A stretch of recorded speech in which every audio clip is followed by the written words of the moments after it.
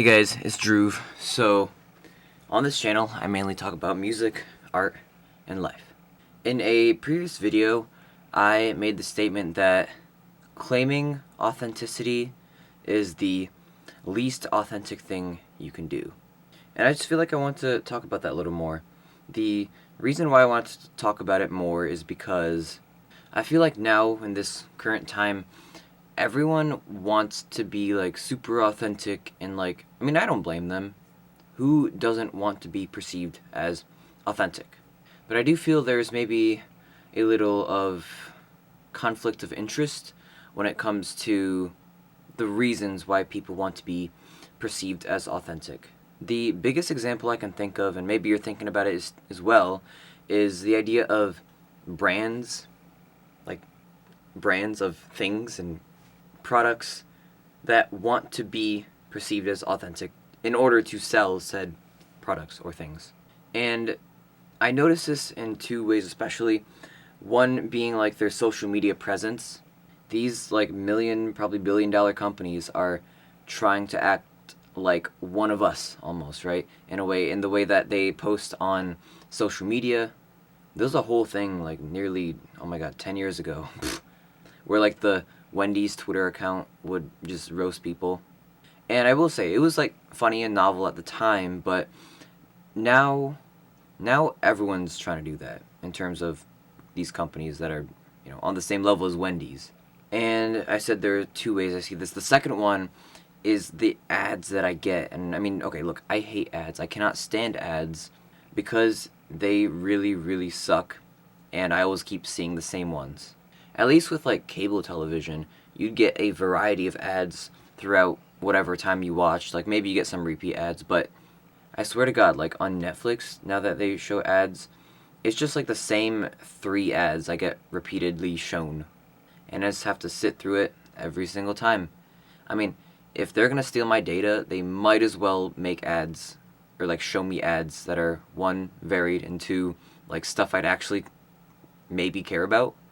But, I'm getting off topic. The example that comes to mind is, as a musician, I get a lot of Fender ads on YouTube especially.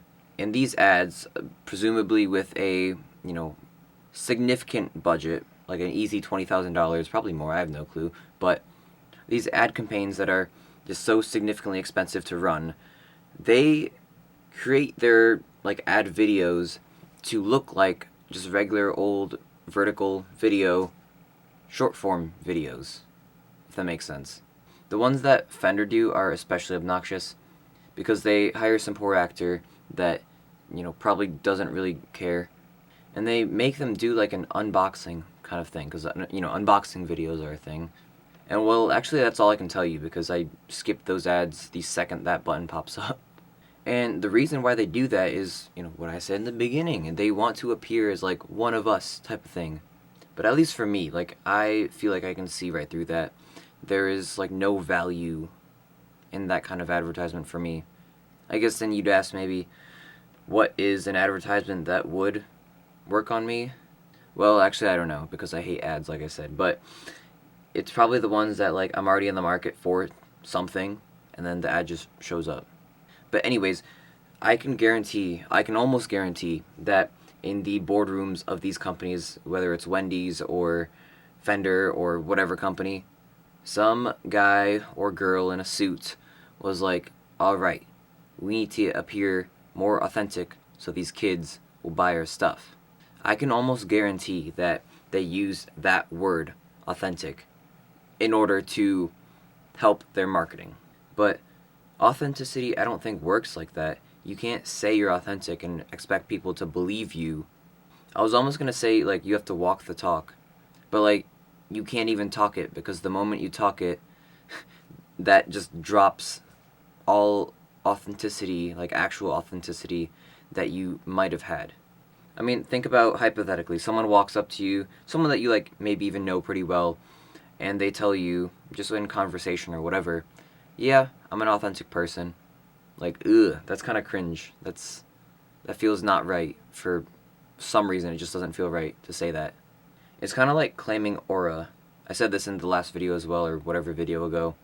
But the moment you claim aura, you lose pretty much all of it. Or rather, on the opposite, someone who actually has aura never would claim it, I feel. Do you guys remember that story of like when Michael Jackson did the Super Bowl in like, I don't know, 93 or 95 or whatever it was, in the 90s? And he would like pop up like a toaster on stage because he had like a moving platform. And then he would just like stand there, looking like this, sunglasses on. And the whole crowd just like cheered for 2 minutes straight. Then only after that 2 minutes, he started his show. And like a lot of his shows, I mean, as I've seen on YouTube, during that era, like the mid to late 90s, he would do exactly that. He would do toaster, pop up on stage, stare at the crowd in sunglasses, or stare off into the distance or whatever. The crowd would just be like losing their minds. Like people would be fainting just at the sight of him standing still, sunglasses on, looking into the distance. Then like a minute later, 2 minutes later, he'd take off his sunglasses, and then the whole crowd erupts once more again. More people are fainting. That doesn't happen unless he's actually like having aura, right? But like again, hypothetically, let's say you saw in an interview of Michael Jackson saying like, yeah, I feel like I have this aura around me. Like instantly, at the very least, like the illusion is broken, and you're like, wait, that feels weird. Why do you say that? It's kind of like the idea that celebrities kind of lost their cultural power in a way once social media came around, because they were always online. You could see their thoughts, or at least, whatever, their team's thoughts on certain things at all times.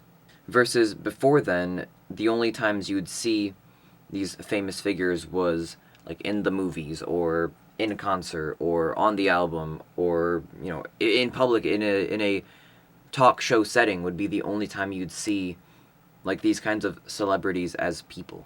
And of course, like the interviews were like heavily manipulated, scripted, whatever. But the idea of being like underexposed allows the audience to kind of speculate and create a mystique for this celebrity. I've seen things online being like, Gen Z doesn't really care about celebrities, it doesn't work on them, that kind of stuff. And like in the old definition, well, yes, I don't care about celebrities pretty much whatsoever. But like young people, Gen Z, whatever, like we are people, right? So we do get intrigued by mystique. It might not be within celebrity, but like, I don't know, example that comes to brain. If you think about like FNAF, Five Nights at Freddy's, right? There's so much mystery behind that story that, I mean, it literally captured us current young adults when we were kids. So this video has been pretty sprawling, so, at the mention of FNAF, I'm gonna just, cut it there, I think. These videos are pretty much never scripted, ever, so it's always a grab bag on what I end up going into. But anyways, if you want to be authentic, you can't say it. You just gotta think like, well, for me, what would Drew do? And then do that. That's kind of like self-discovery type of stuff, which, I'm not gonna get into that. So like I said, I'll just leave it there. Thanks for watching, and I'll catch you guys in the next one. Peace.